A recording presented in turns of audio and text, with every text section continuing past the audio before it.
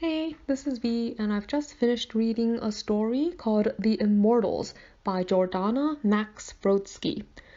So, this story takes place in a world where the old Greek gods were all real people, like immortals that people worshipped. The main character is the Greek goddess Artemis, who is now living in New York and goes by the name Selene. She's working as a private investigator who specializes in crimes against women, and her plotline in the modern day essentially begins when she stumbles across the murder of a young professor from Columbia, and she notices that the way this woman was killed has certain resemblances to Greek ritual, and this sort of begins her investigations into what happened to her.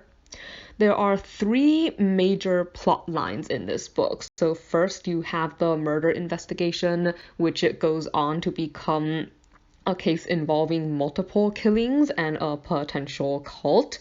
Then you have the line involving the immortals in general. So over the centuries, as people's, worship of them has diminished, and as people's attention has sort of moved away from certain defining characteristics of these gods, they've grown weaker and weaker. So now a lot of them have concerns for something that they call fading, which is essentially, I guess, their version of dying. So before, when they had a lot of worshippers and people who believed in them, they didn't age, but as the world has changed, like, many of them have begun to age, and for Selene, this becomes a major concern in this book, not only because of her own weakening powers, but because she discovers that her mother, like the goddess Leto, is dying, and she desperately wants to stop this from happening.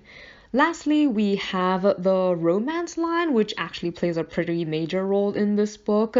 So even though Artemis is a maiden goddess, like, the story focuses on, her relationship with one of the only men that I guess she ever really cared for in her life, which is the constellation Orion.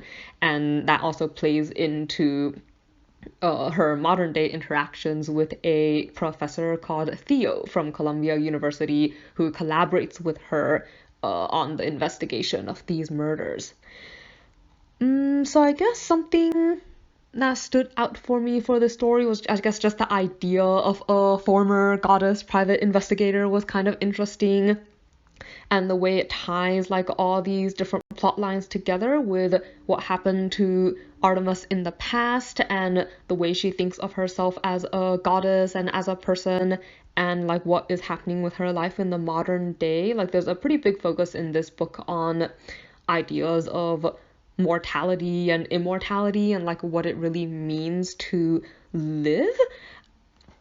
So, and her interactions with Theo were pretty amusing to me, because, Theo's sort of like one of those, like, unlikely hero kind of characters, which I tend to enjoy, like someone who considers himself a bit of a coward but will rush in to save someone else, and, isn't especially strong or, like, really good at combat, but is really clever, or just had, like, a lot of knowledge and kind of geeky that way.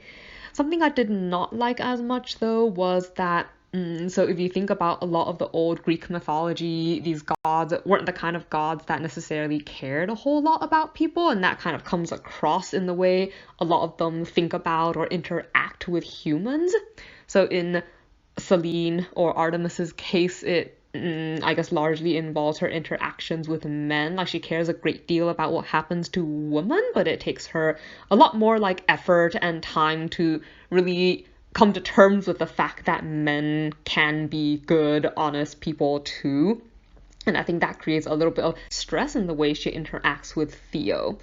Also, this story has both modern sections and also sections that go into her story as a goddess in the past, and the writing style for these sections is a little different. So the older sections take a more archaic, ancient storytelling style that I personally don't particularly enjoy. Like, it makes a lot of sense that it was written that way, but it wasn't really something that I liked.